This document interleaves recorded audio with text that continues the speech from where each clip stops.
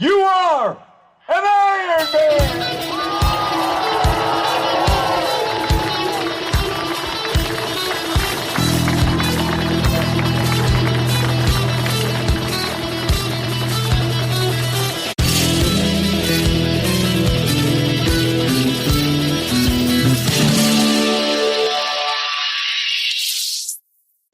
We're on episode 24, and I am now joined by Ricky Duffy. Ricky, thanks very much for agreeing to come on the podcast. It's good to have you. Very good to be invited, and unusual to be invited, but I'm very happy to be here for a chat. Love talking about Ron. So, good stuff. You're a lad that's well known about the town.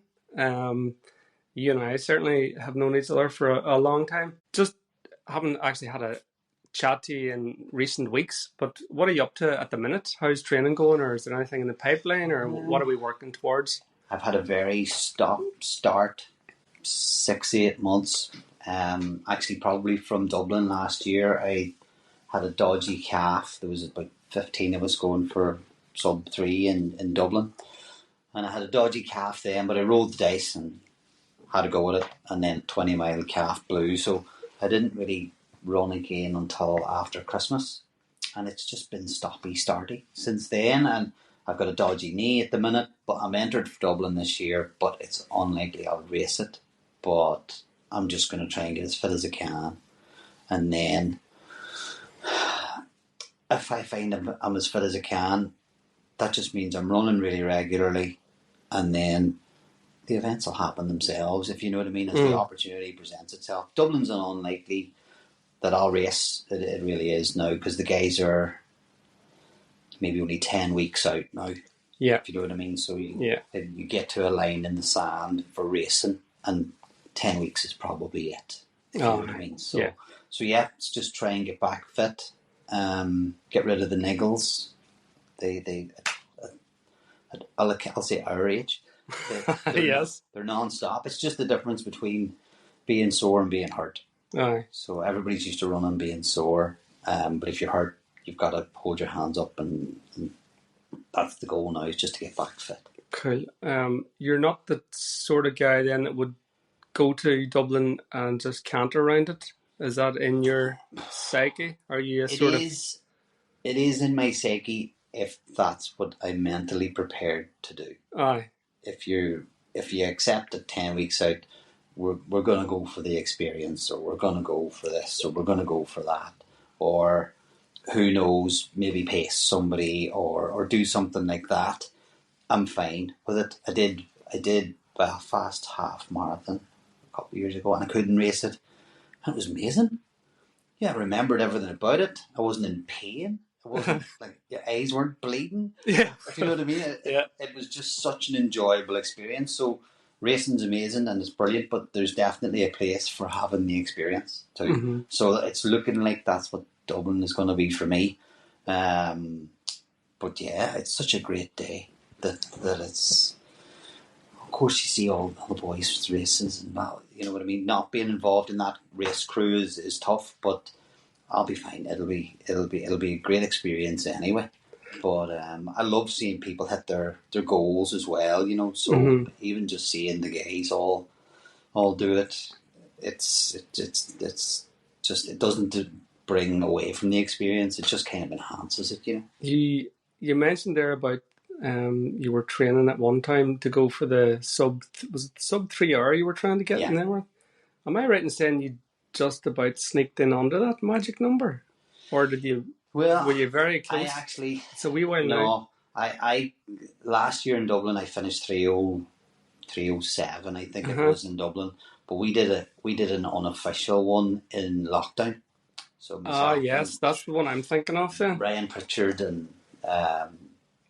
Gareth Short and Sean O'Gara, myself, Shawnee Myler put us through a plan, and we did the Omagh twice. That's it, yes. And I was 2:59.57. 2:59 and 57 seconds. So I have an unofficial sub 3. I would be shouting that from the roof. I would be saying, no, I can do it. I've done a sub 3. I still have it, if you know what I mean, I'd love to tick that box with a race bib on, but Aye. it was an absolutely amazing experience because there was only 4 of us. We had like a lead car out, and like the Harriers were amazing. We had pacers, helping us through the different things. It was lockdown, so the roads were quiet. It was a horrific experience. Certainly the last half an hour wasn't that pleasant. Coming back up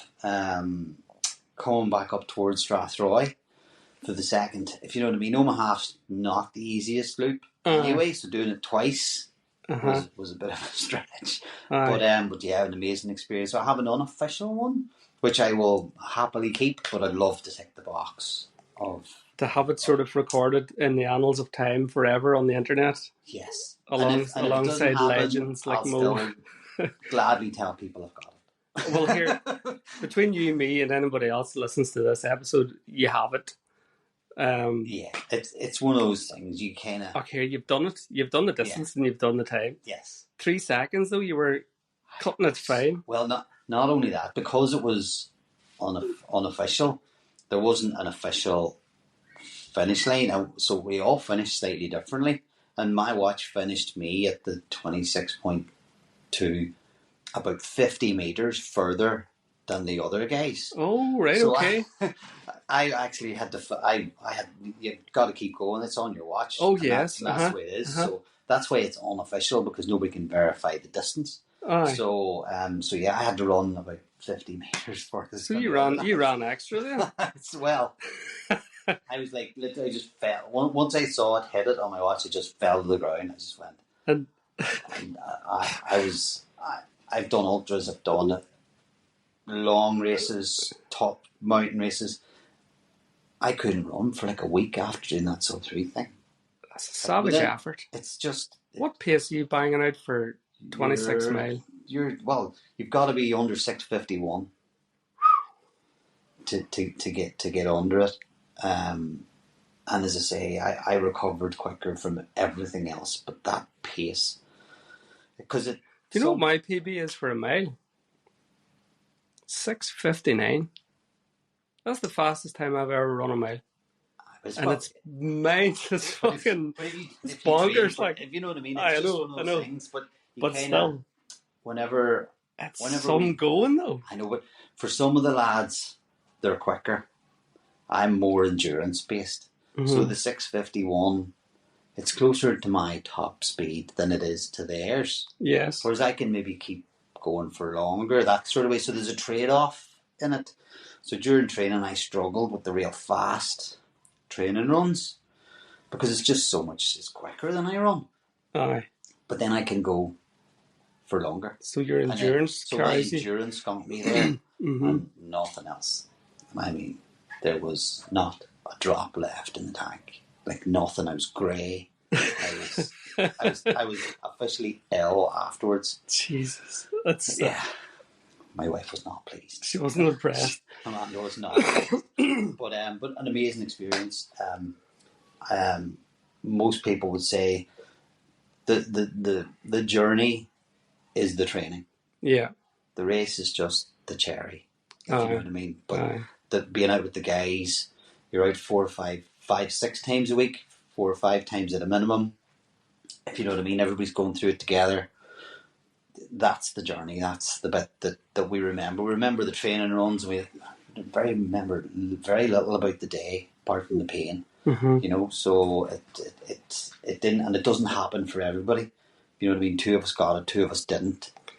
If you know what I mean. And then bittersweet. It's bittersweet as well. But, what's going through your mind as you're pelting down the road? Presumably you're running towards the leisure centre then, to your imaginary finish line. Towards the leisure centre. You're looking at your watch. It's 26.1. You're at 2:59 something. You must have been sweating. And it's just don't stop. Just keep going. That's it. Go. I was literally audibly roaring at myself coming through Strathroy towards Christ the King.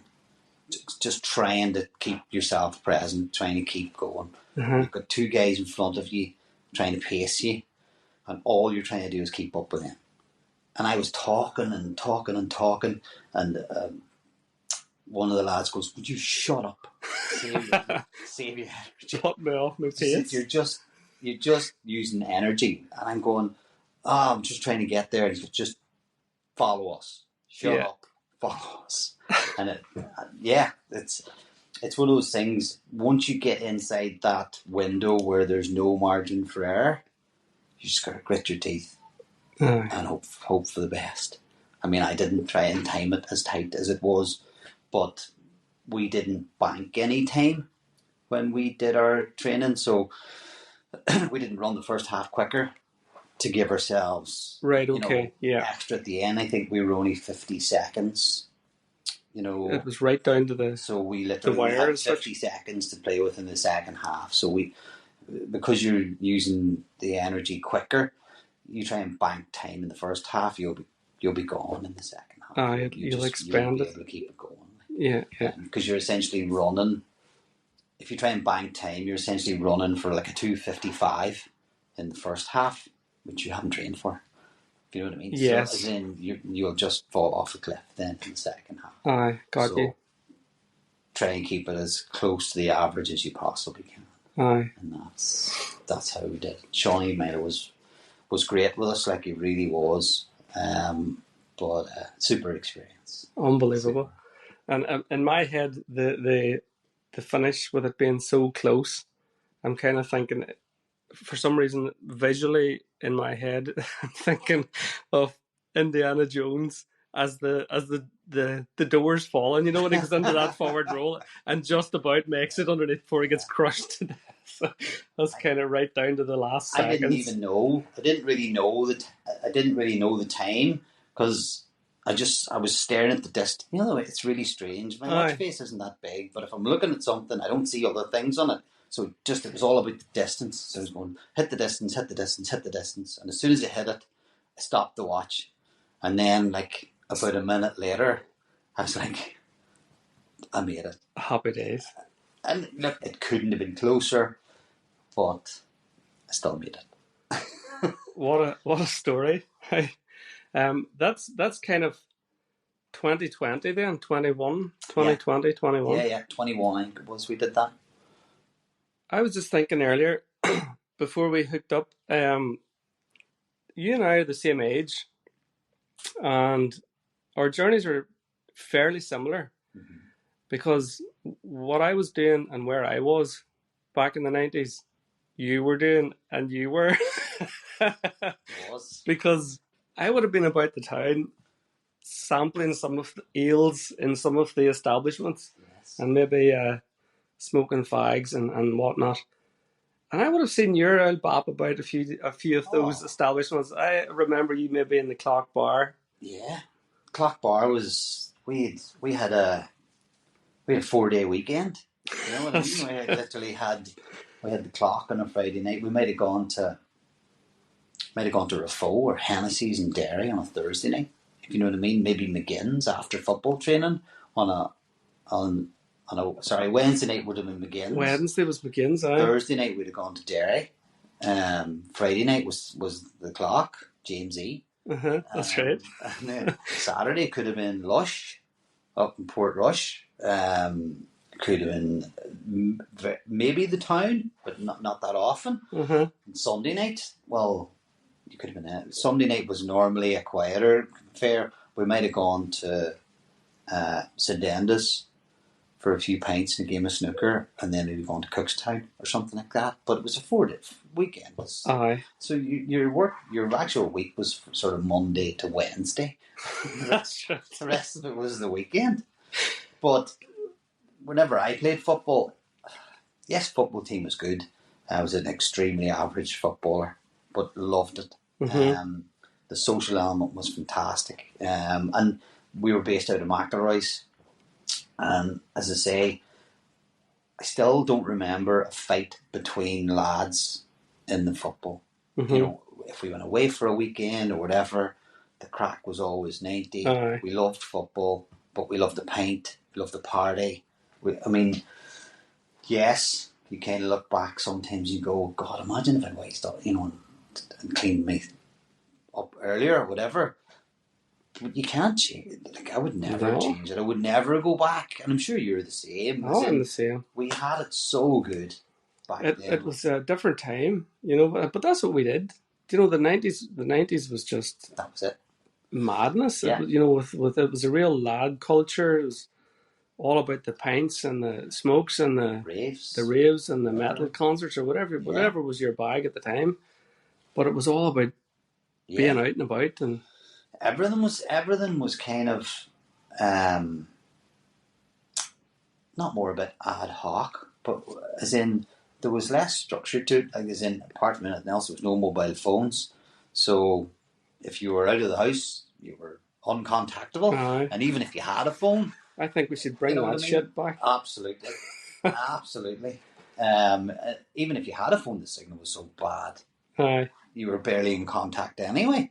Yeah. There was no pictures, there was no filming, there was no nothing. And not that anybody was up to anything they shouldn't have been That's up right. to most of the time.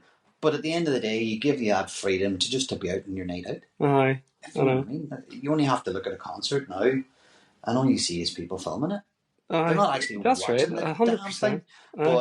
But yeah, we had at least 10 cracking years of just crack. Football, crack, beer, discoing, you know, just genuine crack. No, it was different times, hey. And as you say, look, when you look back, you could think, oh, I wish I had done this and I wish I had done. But then we wouldn't be the guys that we are. No. And I don't think that it would I don't think we would have maybe as much of an appreciation or a gratitude in terms of where we have come from to where we are now. We're both of us are 51. Yeah. I'm coming 51 now next week. And we're probably as fit as we've ever been. Oh, without a doubt. Without a doubt.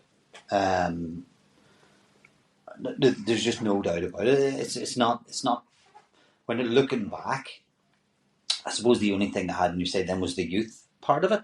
You know, you recover quicker, all those sorts of things. Yeah. But at the end of the day, if you're smoking 10, 15 cigarettes a day and drinking 8 to 10 pints every Saturday and Sunday and probably Friday, if you know what I mean, there's just no way. You just can't. You just can't be as fit. Yes, it was what was done at the time. It absolutely served its purpose. But then it had to stop. Well, you know what I mean? As the football in the town changed, and Cavan United, who I played for, kind of merged and eventually morphed into Omagh United. And then whenever it kind of fell by the wayside, I said, you know what, that's me, I've had enough. And as I say, just naturally came to its conclusion, if you know what I mean. We'd had the great nights, we'd had all the crack. If you know what I mean, we could gather up a load of Cavan United guys today and just go straight back into it, if you know what I mean. Just the crack or the friendships and all that sort of stuff. But no, it just came to its natural conclusion. So for you then, was that kind of the starting point for you to think about, well, what, maybe you were just kind of thinking, well, what do I do with myself now that the football is kind of drying up, or what? How did you transition then from the football to the running? It was nothing on purpose. The football had pretty much finished.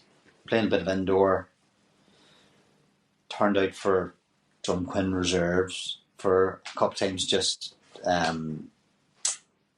to check if you still had it. I didn't, by the way. So I actually got into running more because of my daughter. Okay. She was about 6 or 7 at the time, and she just got into putting all these no smoking signs up around the house constantly. Subtle hints. Yeah, as I say, I would have smoked outside anyway, but as I say, on the exit doors of the house there was no smoking signs. And I saw a thing. I had done Omagh before. Right. Like, rocked up and just did it. One of the worst experiences in my life. I thought my shins were going to break in the last time.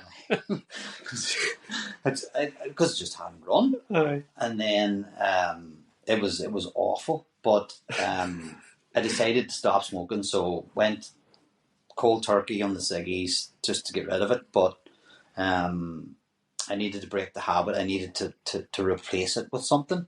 And so I had decided to try and get into London Marathon. We couldn't get in. Mm-hmm. But Brighton Marathon was only sort of 5 or 6 years old at that time. And so I got a place through that to run for Macmillan. Very Cancer, because my dad had passed away with cancer. Mm-hmm. So got signed up for that. Got a training plan. 4 hours was the goal. And I literally trained on my own. I wasn't a member of a club. It wasn't it was all just by myself. Most of my mates were playing golf at that stage. The boys who'd played football with were all out golfing. I just didn't have, it wasn't a fit. I didn't have time. Millie was still quite young. I didn't want that sort of level of commitment. Running suited because you can do it any time. You could go out for an hour, aye. Yeah. You go out for 30 minutes, you can go out for 3 hours. That's right, aye. Golf's sort of a half day out. And so I was working with CBS in the town and put a plan together and literally just trained on my own through the winter. Brighton was early April. Mm-hmm. So April 2015 around the first marathon. And it was it was good, but it was like everything's a learning experience. Yeah. So I flew over the day before, and of course I'd left it too late to get a hotel. So I stayed in a hostel in Brighton in a big dorm with about 15 beds in it. Safe to say it wasn't the lap of luxury. No. On a Saturday night. So it's like people coming in at 4 a.m, like, and you're running the marathon the next day. And you're not getting much sleep. Ran the marathon, got through it, and then I was flying home that day. So I literally had to get a train back to the airport to fly home and then drive down the motorway. Right. I was so exhausted. I was like falling asleep. You really didn't plan this out at all. I really didn't plan it, and that was just the not knowing. Yeah, You just don't know. So I got through it, and then I just decided, this wasn't, but then the way it's a never again, and then 20 minutes later, that wasn't so bad, Yeah. And then I just got a little bit of momentum. I'd gone to a couple of 10Ks, and I knew Shawnee Myler and some of the lads from St Enda's just over the years, just been in the same sort of company, and he was all, join the Harriers and blah, blah, blah, whatever. And so in probably the May, I went to the Harrier. I was the same as a lot of people would have been. And Harriers are all these amazing elite runners that nobody can go near. When in truth, they're just a bunch of guys exactly the same as everybody else. They just run together. Yeah, if you know what I mean. There's nobody. It's mixed ability, whatever. So I got in there, and then you remember the Colour Marathon in Carrickmore? I do. Yes. So I did that. So hold on, just before. Sorry to interrupt. Your first race, as such, your first event was a marathon. Aye. So instead of doing the couch to 5K, Ricky Duffy says, "Well, fuck it, in for a penny, in for a pound. Let's just go for the marathon." I think it was because I was training on my own, and because you're training on your own, you're not really in that racing community thing, so you don't really pay attention to events that are going on, or you've obviously got confidence issues because you're not really a runner, so you don't really want to be going to races. All right, thinking you're gonna hold up the rest of the field and that type of thing. So I think it's a lot of perception created by yourself. And I'm the first, I never realised it until I wasn't in it. Until I started to train with the Harriers, I never realised how isolated I had been, training on my own, just simply because I didn't have the confidence to go to go and train with other people. Because you had that notion, as you've already sort of said there, that you thought that the Harriers were an elite sort of an outfit compared to, it was just that wee bit of confidence that you lacked. And I think a lot of people struggle with, it's not even the perception of the Harriers, it was probably a perception of myself, that I wouldn't be at a level that that I would be able to Aye. do it. If you know what No, I mean. I think you're absolutely right. Do you know what I mean? I mean, before I joined the tri club, I would have never have thought that I would have been good enough to be in the tri club, because I would have thought, well, I'm just not fit enough. I Yes. couldn't never go to that swimming session because I wouldn't be able to keep up. I would make a show of myself. I would be embarrassed. It would be this, that, and the other. And Yeah. you know, and Same. it can't be so. It couldn't be further from the truth in terms of whenever you actually rock up, Absolutely. because people won't perceive you in the way that you perceive you. Absolutely. They'll just see you as this. Here's the new guy. He's Yeah, coming in. that's it. Let's welcome him in. Yeah. Let's get him this. Yeah. Let's start And doing then some laps. everybody will suss you out from the point of view that if you run 10 laps, you'll find the people that run at your pace. That's If right. you know what I mean? Uh-huh. So as I say, and look, if you have a problem with people running past you, you're doing the wrong sport. There's always somebody quicker. There always is. There is. Absolutely. There's always somebody quicker. Yeah. And so if you can get into your head, like, this is my crew. Yes, I'm going to push myself to try and get to that crew. Aye. If you know what I mean. But as I say, nobody looks on you any other way than we're all here. We're here to train. If you know what I mean, then we're here to train. It's not a messing session. Like, people take it seriously, Aye. and that was the way it went. And so that kind of got me into it. I did the colour marathon in Carrickmore, and then because we were kind of half fit, Dublin wasn't selling out. Back in those days, you could have entered Dublin 3 weeks before it. Aye. Back then, and so a whole crew of us did Dublin, and so that was kind of me. That was the hook. That was me. I was hooked at that stage. You were in then for the long haul. I'd found out that I absolutely loved the community aspect of it and the social aspect of it. A completely different social aspect to the football. Mm-hmm. Nobody went for pints after training. Protein shakes and Nobody went for pints after training, which is still still makes me giggle. For these days, back in the day, you'd have been throwing your kit bag behind the bar in McElroy's and getting Charlie throw it out the back where way to McGinn's, that sort of thing. Yeah. Whereas it's totally different. But carb loading in reverse. Basically, yeah. So I knew that the club was going to suit, because at the same time there were like-minded people there. There was people in and around my ability level. There was people above my ability level that you still get on with. Running's an amazing sport in that you start at the same time as the fastest guy there. You know what I mean? You're not separated from them. The elite guy is literally 4 feet away from you at the start if you wanted to. Beside him if you really want to be. If you know what I mean. So it's inclusive that way as well. I've never thought of it like that, but that's an interesting take on it. 100%. Just there's no. The only thing I would say is that probably coming from playing in football, you kind of maybe a bit more sporty minded. You don't mind, as I say, people running past you. You don't mind not being, there is that confidence issue of going there. But once you're there, you're welcomed in. There's nothing to stop you but yourself.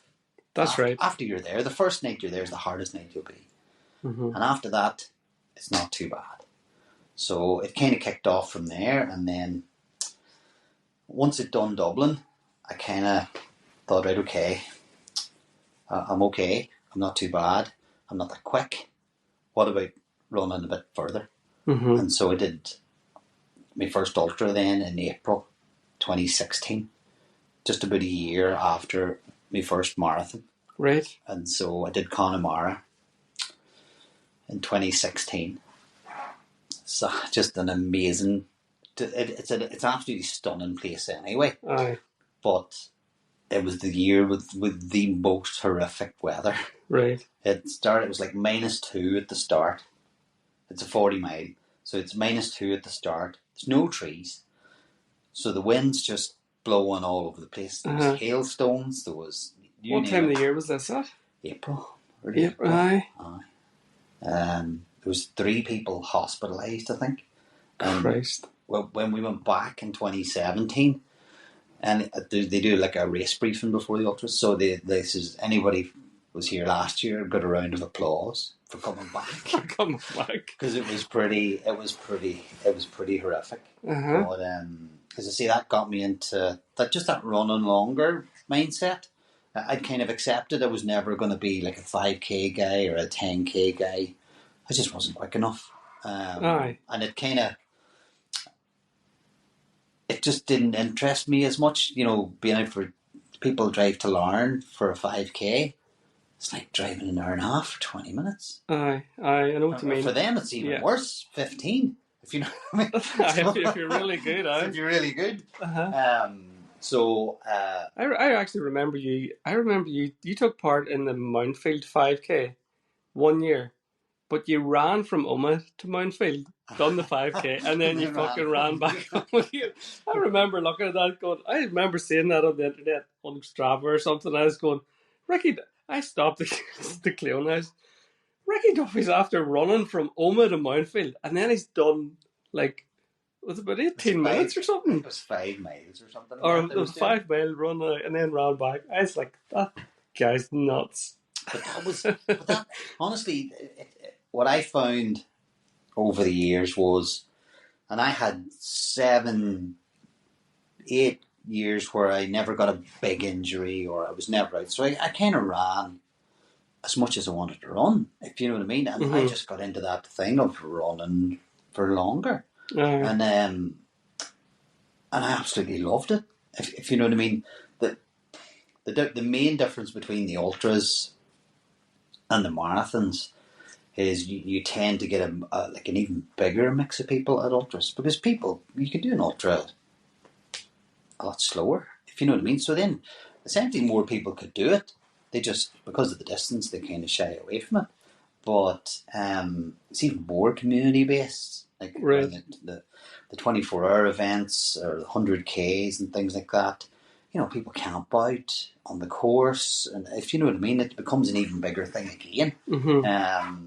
But once I found that sort of ultra thing, you kind of find yourself, then you're running marathons just as a training run.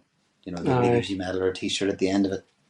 See, this is the wee bit here that kind of blows my mind.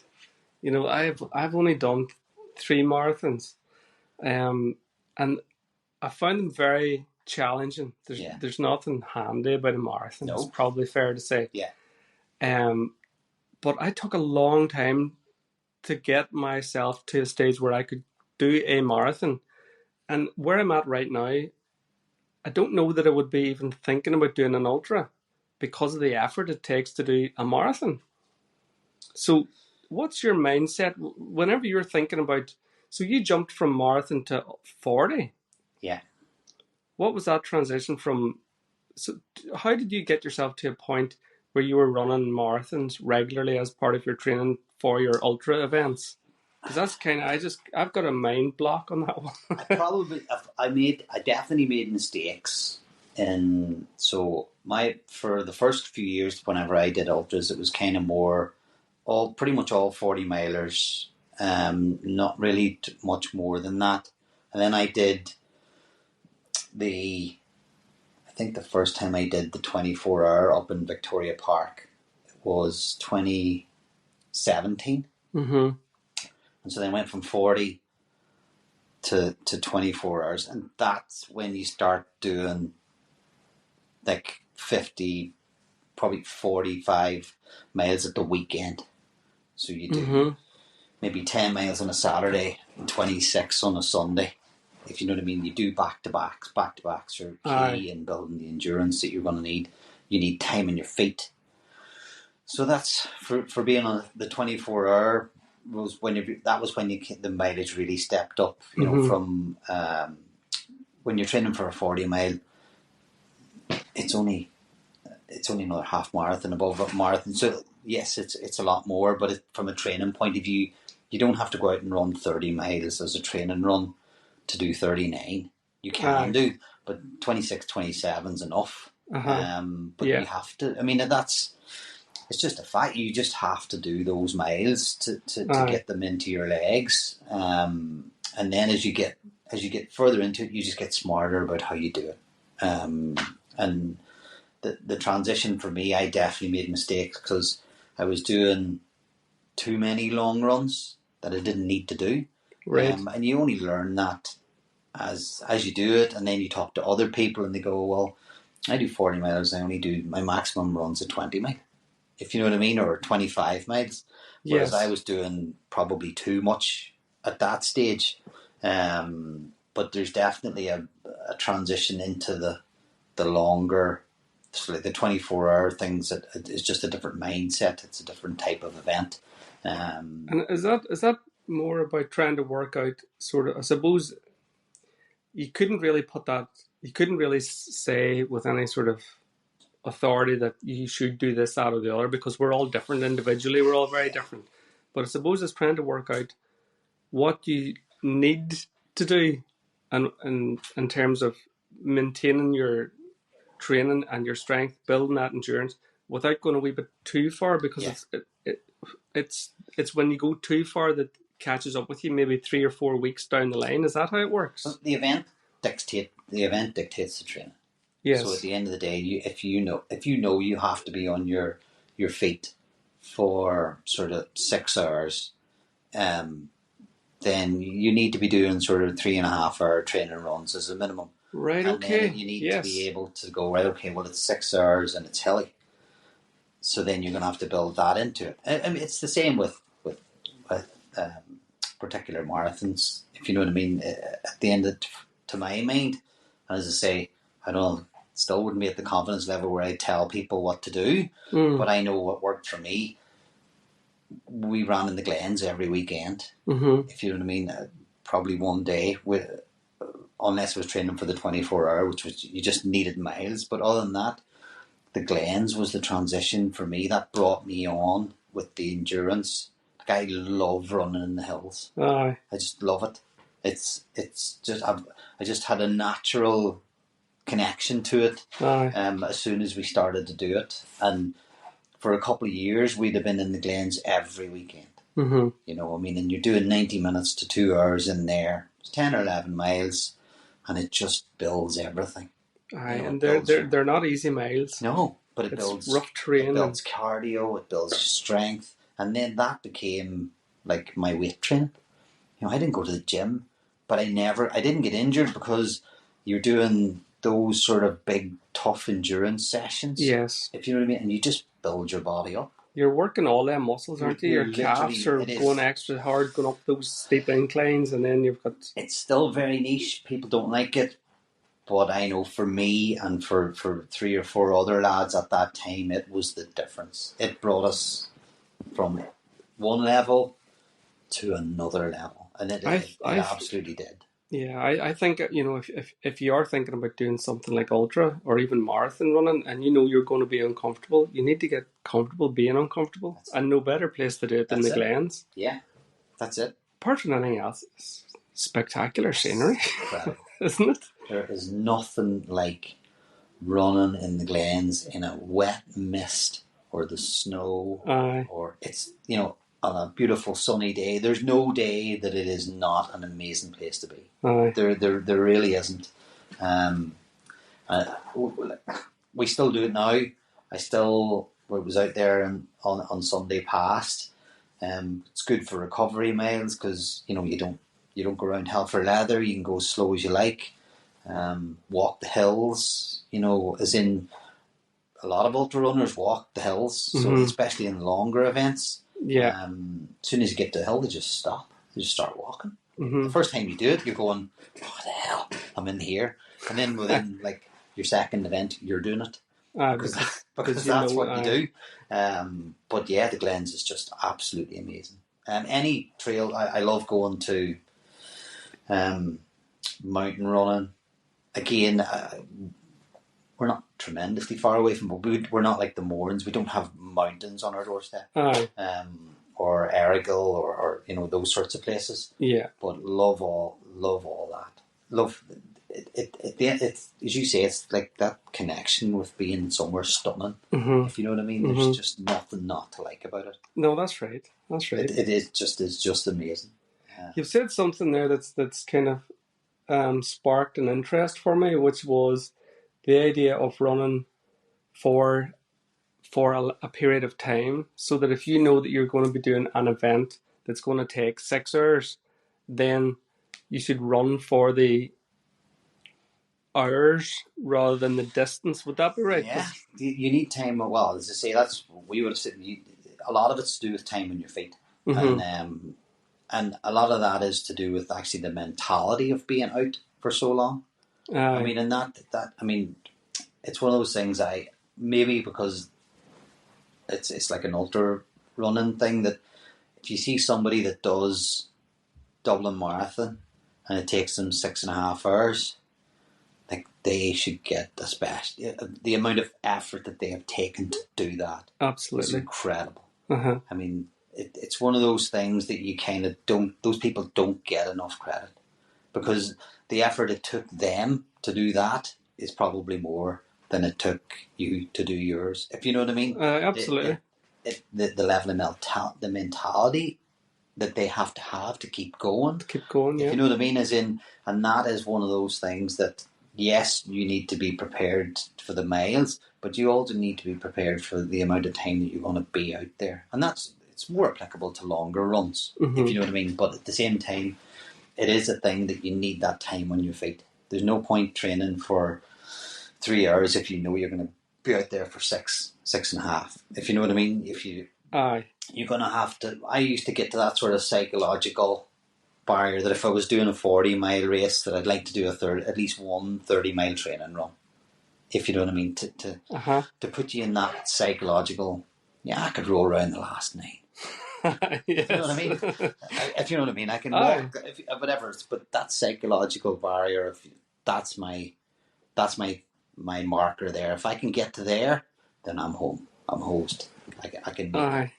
I'm well interested in psychology, and I love the idea that now if you're built the way you are and you want to hit your 30-mile ahead of a 40-mile, I get that, but I just love the idea that you could reframe it and rethink it in a way that becomes almost less daunting or less scary if you break it down into a different sort of value. If you're running for hours rather than the distance, then you can kind of maybe.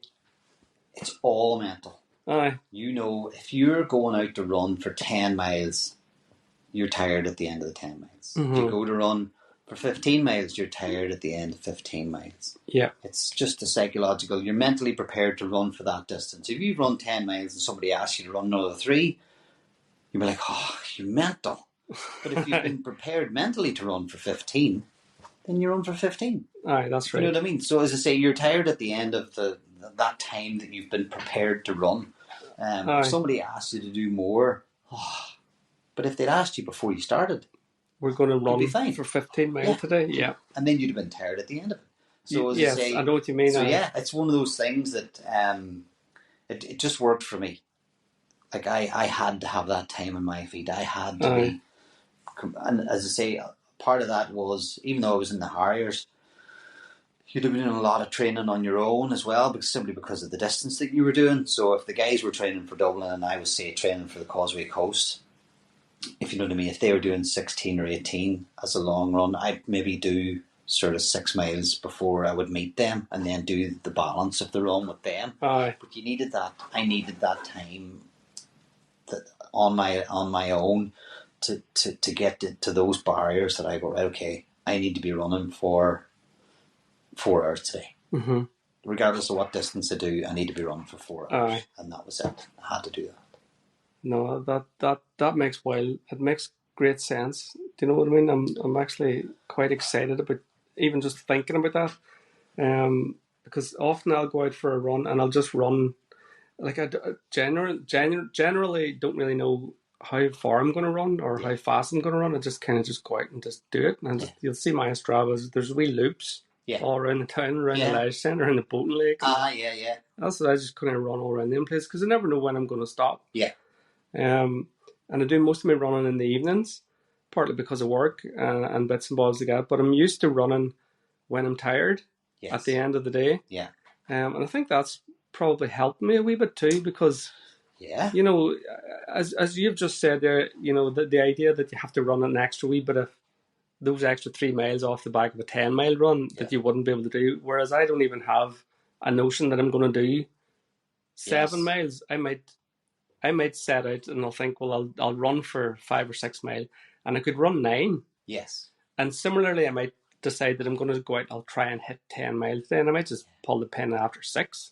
Because that's because you haven't set that mental barrier. So you're totally open. So I've got a freedom. You know what I mean? That's the way I kind of do it. Yeah. I mean, and well, everybody's different. Like at the minute, I'm going right. Okay, I can run for about an hour. Mm-hmm. So whatever I've done in the hour is kind of what I've done, and that's what I'm doing at the minute. Trying to get out a couple of times a week, stop my knee flaring up, and then maybe build from there. But I'm accusing it's not really a distance thing. It's just more. I can run for about an hour, if you know what I mean, and then that's where I am at the minute. But you know what? It's a quality hour. Yeah, when you appreciate it more. See, when you're hurt or whatever, if you know what I mean, you then become separated from the guy. They're all training and blah blah. And if you know what I mean, it becomes quite isolating. And you've got to work at it, and it be that rehab or whatever you have to do. But you then, when you get out, you really do appreciate it then more. Tell me about the 24-hour. What sort of an event's that? Where's your head at the beginning of that? When presumably they blow a whistle and away you go. What's in your head? The 24-hour was something I had got into the ultras for a couple of years, and then I entered it not with obviously you want to do your 100-mile. That's kind of the thing at the event, is to try and get your 100-mile and get your jacket and blah, blah, blah. But I had gone to it with no real expectations. The furthest I'd run as a race was 40 miles.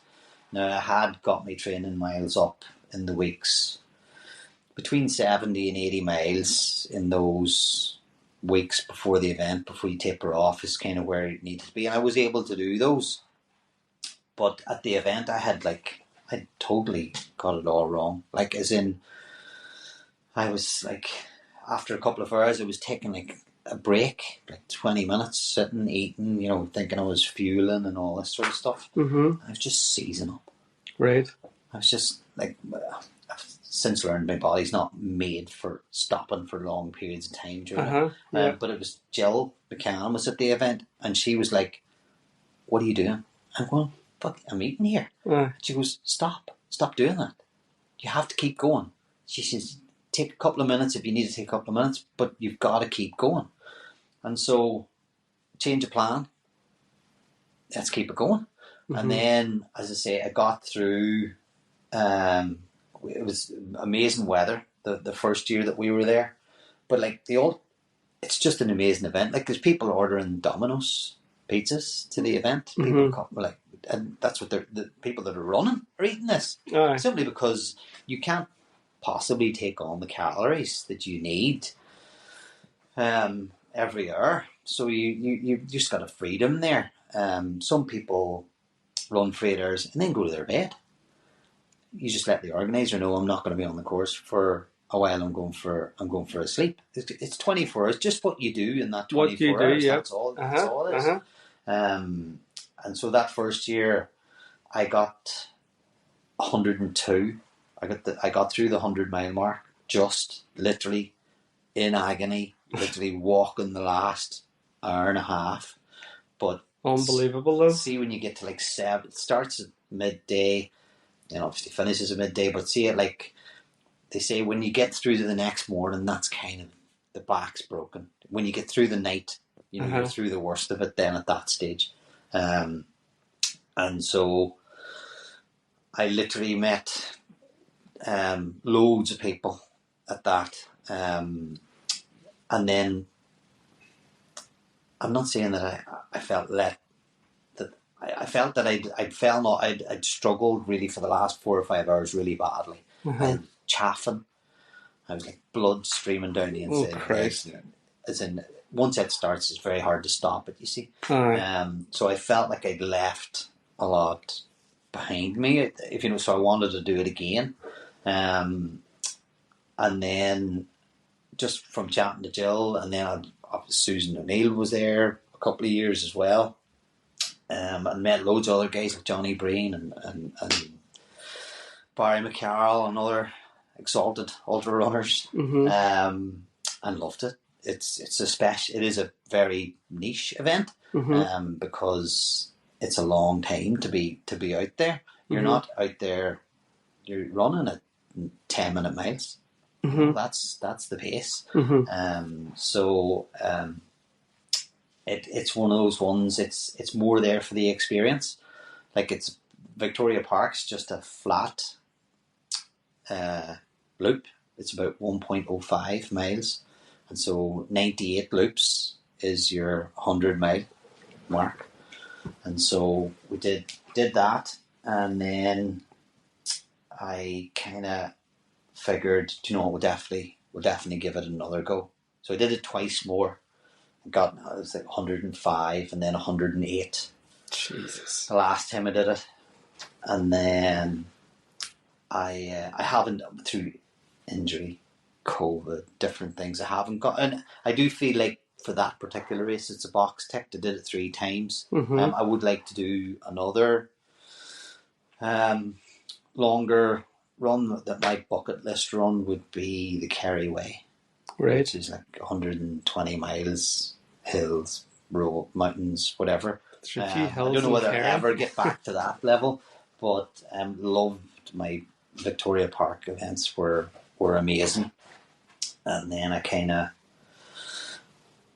for some reason, I went down back to 100k then and did an event up in Antrim.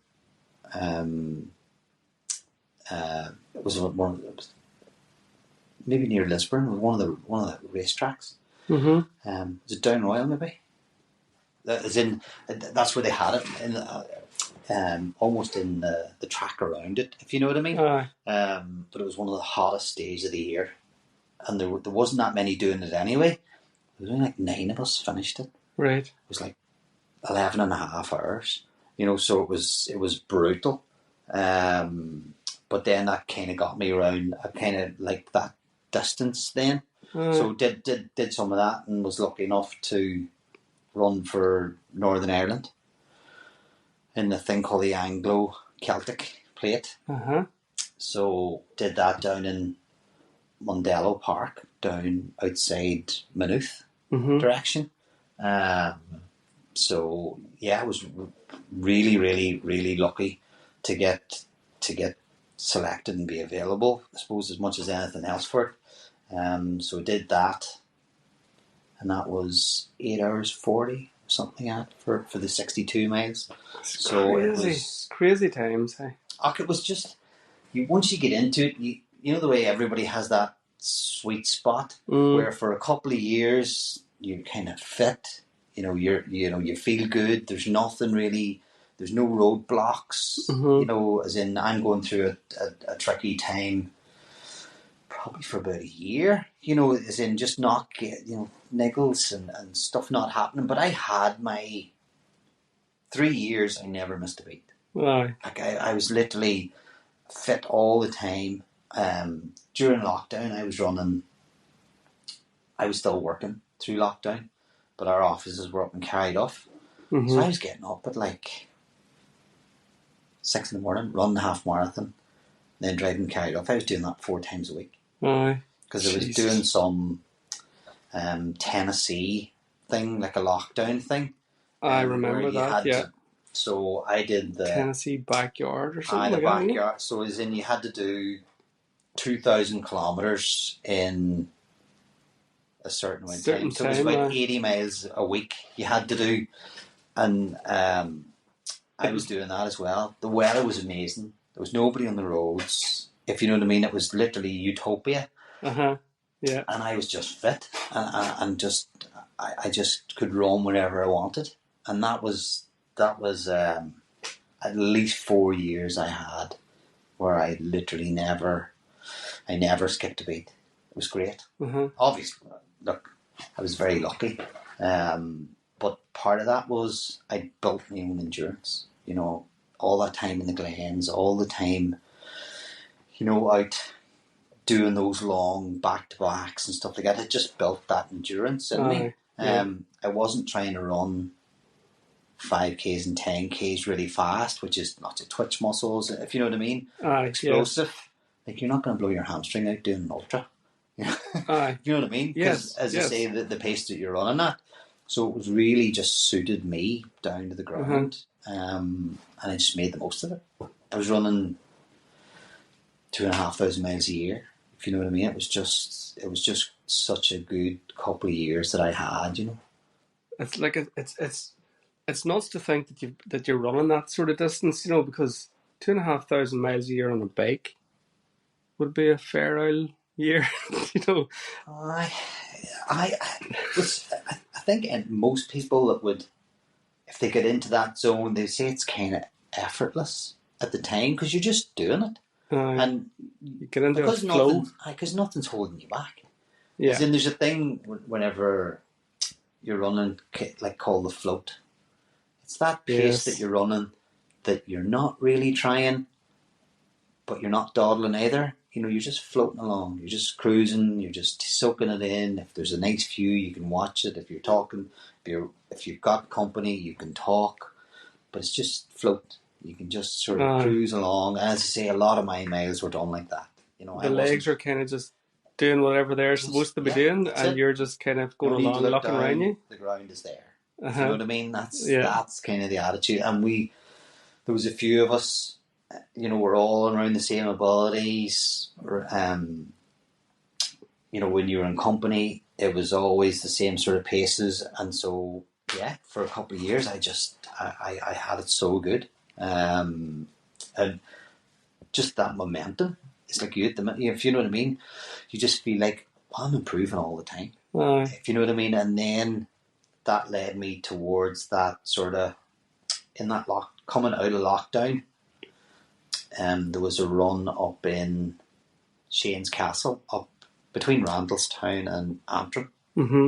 There's a marathon up there, and Daryl McQuaid, who would have set some marathon plans and stuff for people, I messaged him and I was going, look, I'm thinking about going up and doing this.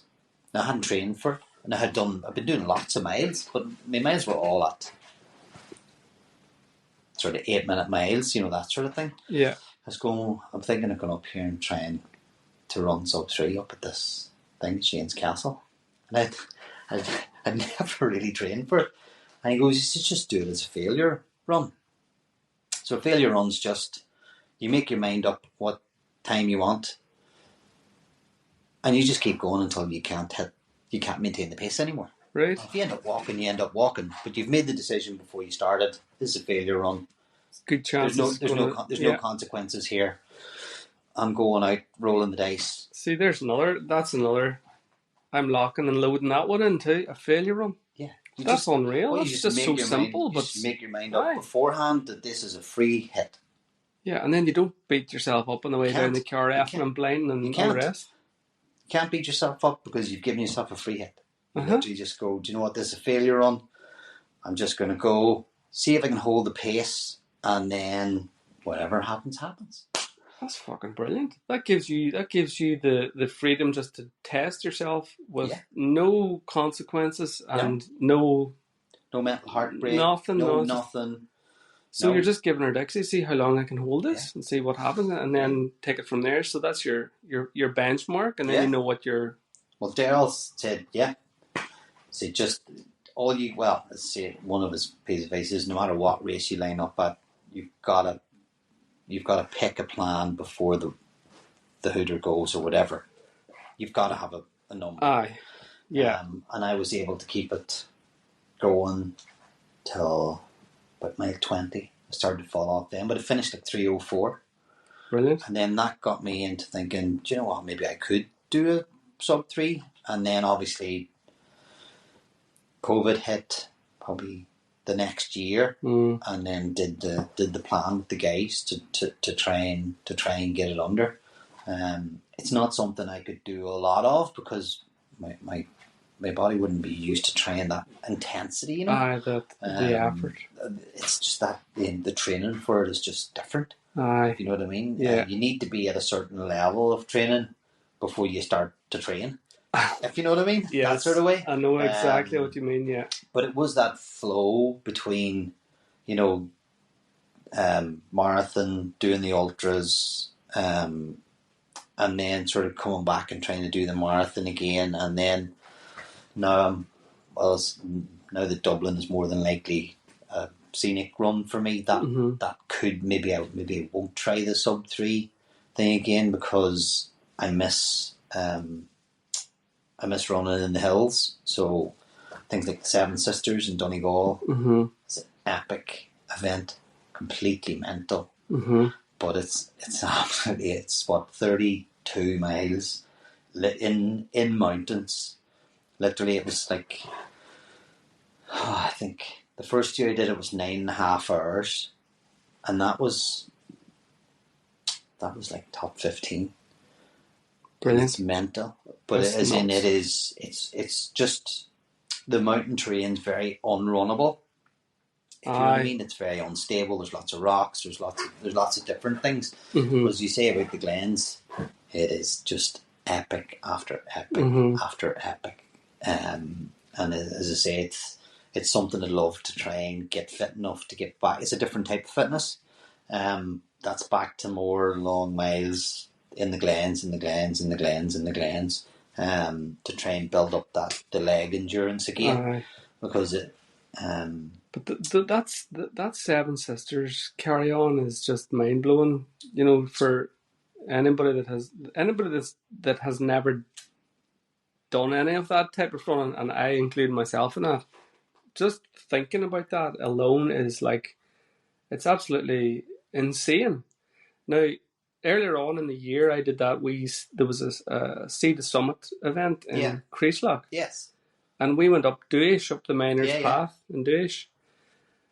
And I hadn't a notion now. I hadn't a clue. They said you cycle to the bottom of the hill and then you go up the hill and you come back down the hill and you go for an hour. Yeah.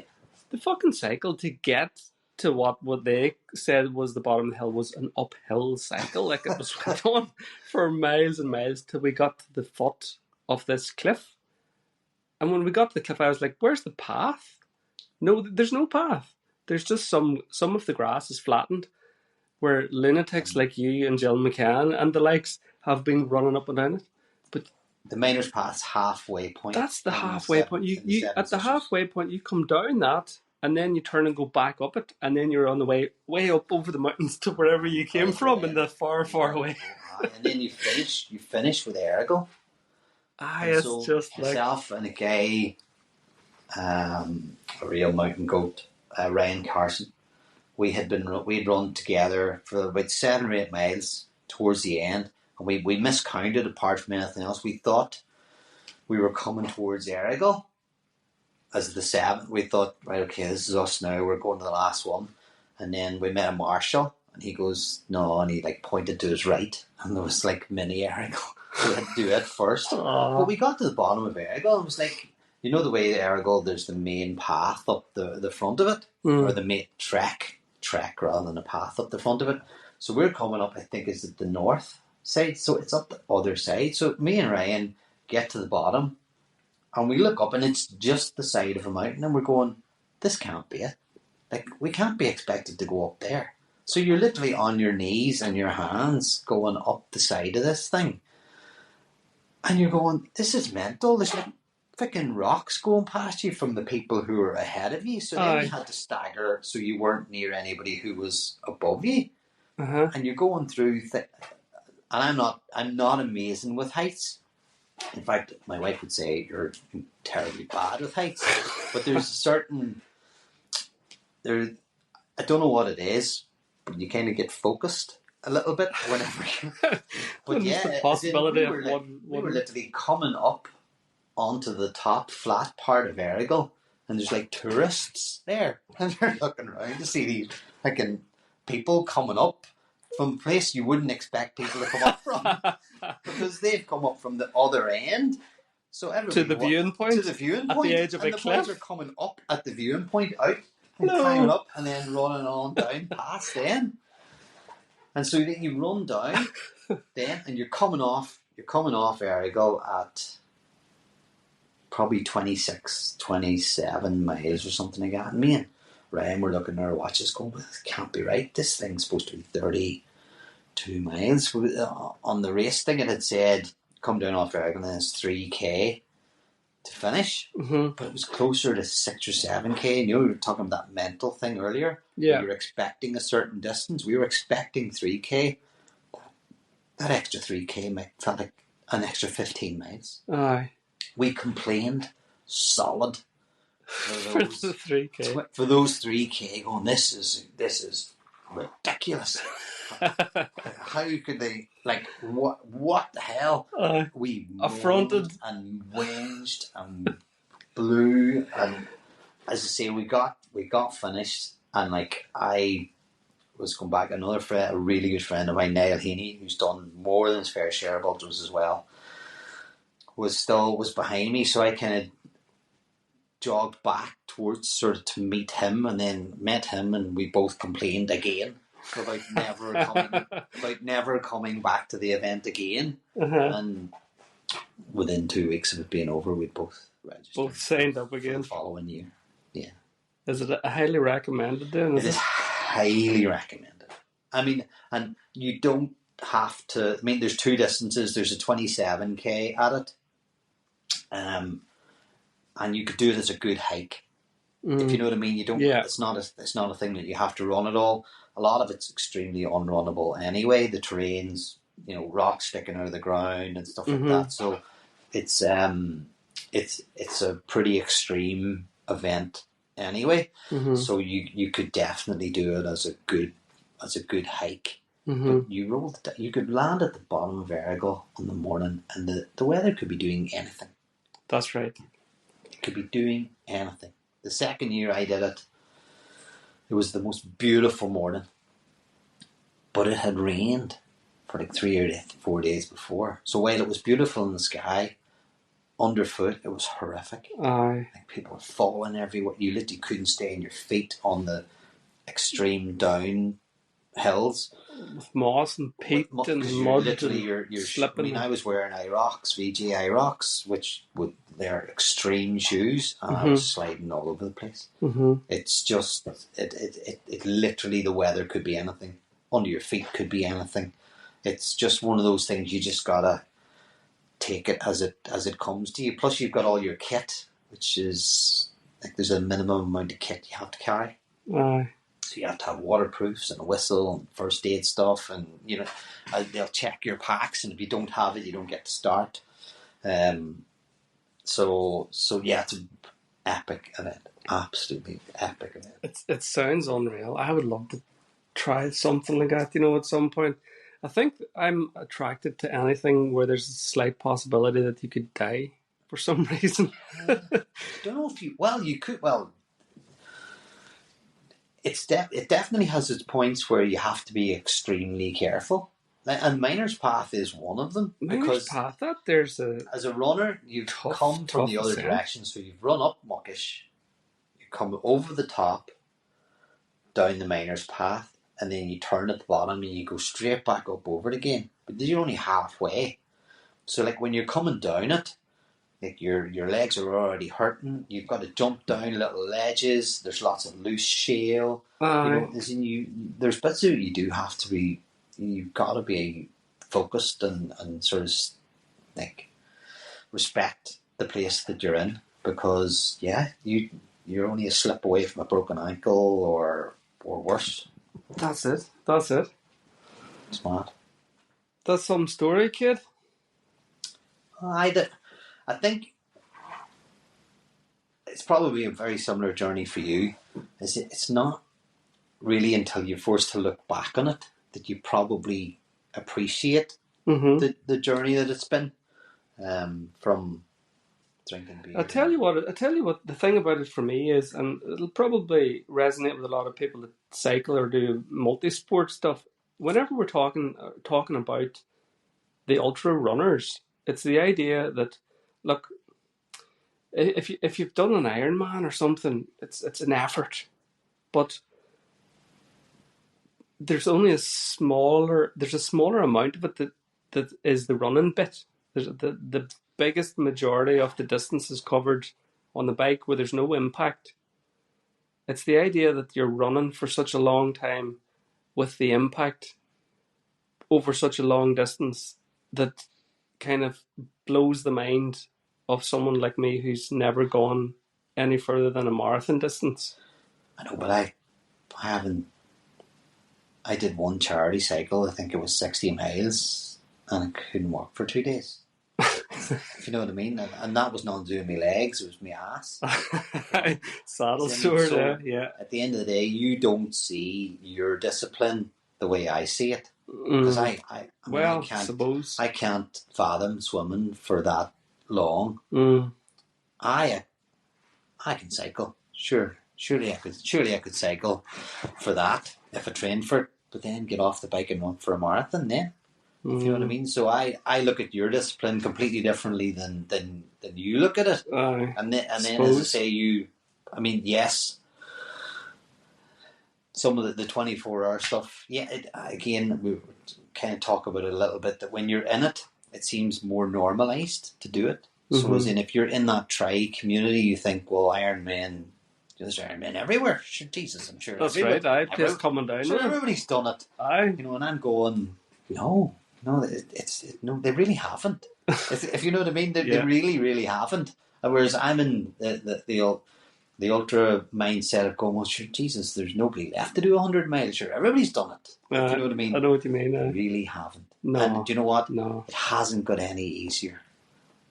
It was the only thing that there was, and I mean, it wasn't that new whenever I was doing it in 2016, doing ultras, but there was just less people doing it, so it seemed a bit more extreme. It just seems more normal now, but doesn't mean it's any easier. No, it's definitely not easier. And the same with an Ironman, it's just more normalised. People talk about it more. Like, there's probably more exposure to it, and more coverage of it, and more access to the events, and live streams, and that's it. Following athletes on mobiles and trackers and whatever else. It. And you don't, obviously then the people that do it don't get probably the kudos that they should get it, because it's not any easier. Like, it's no easier to run a 3-hour marathon now than it was before. It's no easier to do an Ironman now than it was before. But it's because it's so much more normalised now. It's not seen as such a thing anymore. Like, you'd have to do a marathon across broken glass to fucking impress somebody these days. That's you know what I mean? As in, it's got to be so much more extreme now to have that impact. Whereas, like, I would struggle as much tomorrow to try and do a 24 as I did in 2016 when it did. Absolutely. It doesn't get any easier. And for the people that do it, they're just more used to talking to each other about it. If you know what I mean? And then you kind of go, as in, I still meet people, and it's that old adage, how do you know Richard did a marathon? Well, he told you he did.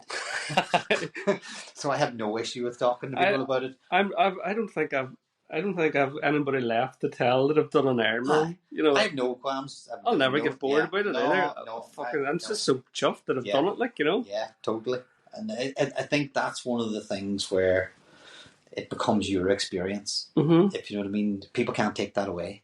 No. And they can't take my unofficial sub-3 away. How very dare they? How very dare they if they even try. But as I say, that it becomes so personal to me or to you. I think I said before we started that my love for running is not connected to my ability to run.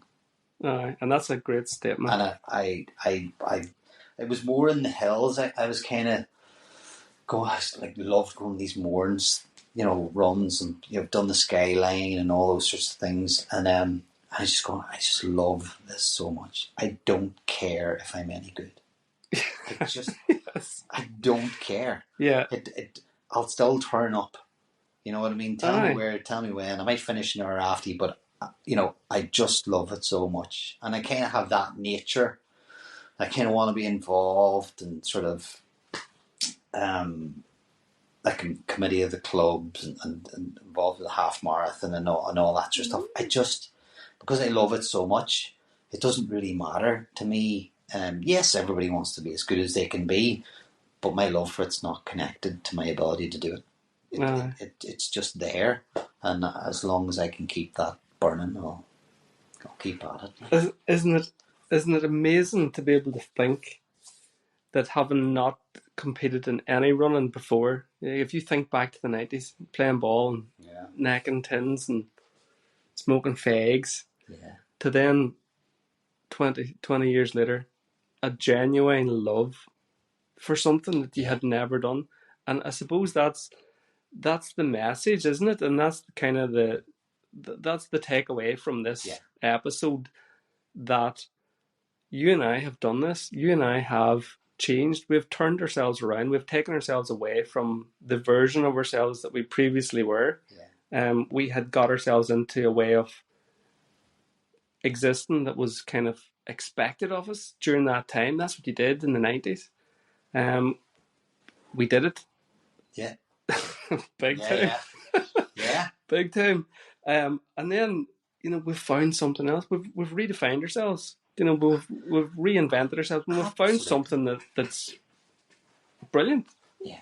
And I was standing with Gareth King. This is over in Perth at the Anglo-Celtic thing. I was standing with Gareth King, big guy Johnny Breen, Dave Andrews. Like, these guys are amazing ultra runners. Like, amazing. I mean, Gareth King runs 62 miles in 6 hours 37 minutes or something like that. It's like sub 3 marathon pace for 62 miles.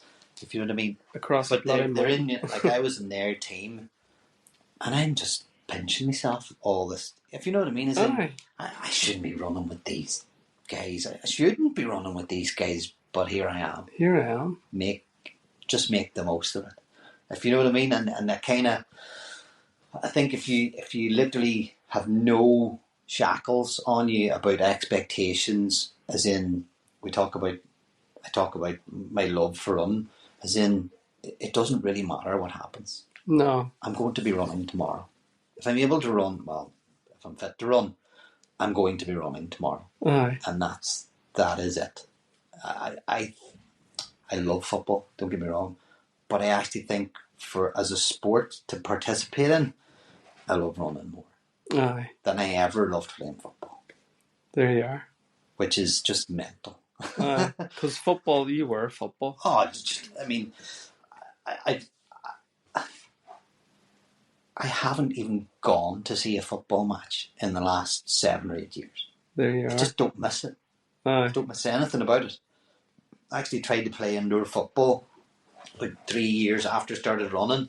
I was so sore after it, I never did it again. Because I was scared in case it stopped me running. It impacted. Imagine being in a situation where you're thinking, I don't want to play football. Like, that to me that says everything about where I am, in my mindset at the minute, that I wouldn't play football back then for fear of injuring myself, that I couldn't run. And that it would have been such a coin flip, not that long before that, that I would have been the other direction. Whereas I just loved it so much, and it sucked me in and sucked me in and sucked me in. And then all these experiences come out of that love for doing it. If you know what I mean, it's not a chore. These are all the extra cherries. Nobody sends you out at 6 a.m. to do those training runs. You either want to do them or you don't. And that's the fucking cold, hard truth of it. You can't cheat. You can't just show up and expect it to happen. No. It just won't. No. I mean, there'll be the odd person there that gets away with it. But for most of us, if we don't put in the work, we're not going to get the results. And then, as I say, if you buy into it and you get that love for it, that's its own motivation. And then, as I say, who knows where you can go after that. I know for me, I don't know what I was done for the last 10 years. I'll be 10 years running. Well, I'll have done my first marathon. I probably had signed up for Brighton at this stage 10 years ago. Mm-hmm. But my first proper, of what I would call my first run, will be 10 years in April. Like, I don't know what I would have done for those 10 years if I hadn't discovered running. Who knows where or what I would have done. Maybe I would have been a great chess player. Possibly. Very unlikely.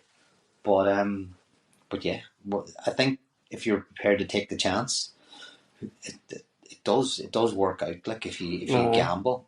I mean, and it was a gamble for you going out to do your first triathlon, I'm sure. Absolutely, yeah. It was a very, very nerve-wracking experience. It was up in Sligo, the pool one. And I hadn't really, didn't know what was happening, what was coming. I had never been there before. I'd never done a triathlon before, obviously. The bike was just horrendous. Yeah. You know, and now to be able to go out on a Sunday and cycle 50 or 60 miles on a Sunday, you know, is it's nothing. Yeah. It's not that it's nothing, but I fully expect to be able to go out and just cycle 50 miles now. I've got myself to that place where I can do that. That's what we talk about. Yes. So that's me going on a Saturday and running 30 miles. Mm-hmm. Whenever I was doing that, that's just what I had to do that Saturday. That was just what you did. It was hard work, but you just went and you did it. You know, if you had 25 miles to run or 22 miles to run or 8, you just went and did it. You know, there was no, well, I'll not do it. Or it just became the norm, if you know what I mean. It just became the thing that you did. And then you've got, like, I mean, I've met so many amazing people, but people like Jill, I mean, people vastly underestimated how good she is at that super endurance stuff. I mean, in so many tips and help. Yeah. You know, just met so many great people. Like, I mean, in the 24-hour events where people are fucking hallucinating, and Susan, and he's being sick for fucking 7 hours and still makes it. Yeah. If you know what I mean? It's what people are prepared to put their body through for these things is just incredible. Like, it's incredible to be part of it, but it's also incredible just to observe it, if you know what I mean. But yeah, it's just been such a class journey. Good man. It's been absolutely incredible listening to you, Ricky. I really sounded like just a mad ramble. No, far from it. I've taken some really, really good tips from that. You know, the psychology thing, the mindset thing, running down instead of looking at distances, thinking about it in time.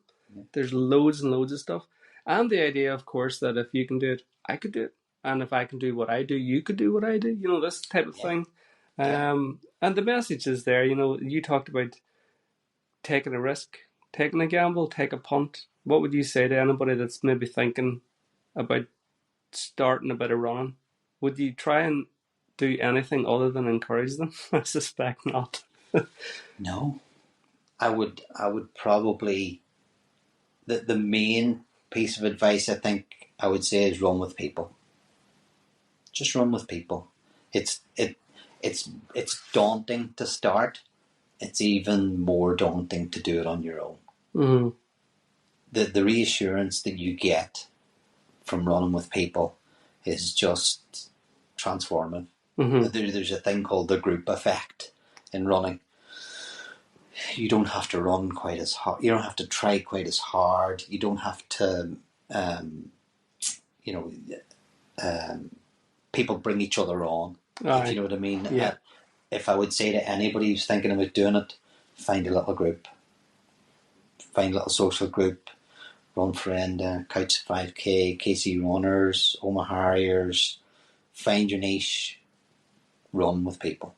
It's so much. It just makes such a difference. Mm-hmm. I was probably 7-8 months just training on my own, completely on my own. And because I was doing it without the experience of having really run with people, I was fine with it. Mm. But the transformation when I started to train in a group was just amazing. It just brings you on so much, because, as I say, within 2 or 3 weeks of going to whatever form of running that you go to, you'll find those people who are your pace or your sort of ability level, and then you and they will get better together.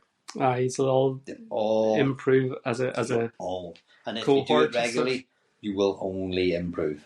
Aye. You at the end of the day, you will only get better, because you do it long enough, then the wee competitive juices will start going, if you know what I mean, and then that starts to happen. It's just so infectious. So and then you're at that point where you can begin to unlock all these adventures and these experiences. Don't be afraid to try it. Worst case scenario is you fail. That's it. And if you set out to have a failure run, that's it. That's a success. Honestly, I mean, I know it sounds like a simple thing to say, but at the end of the day, if you're mentally prepared for it to go either way before you start, then you've nothing to lose. I started Dublin Marathon knowing I had a dodgy calf. I knew. I've been struggling with it for weeks, but I'd also trained for 14 weeks. So I had a choice. Do I not run the marathon and sort of recover and blah, blah, blah, or do I just go, well, who knows what's going to happen? So just roll the dice. And as long as you're prepared for the consequences, and for me, I was out for 4 months.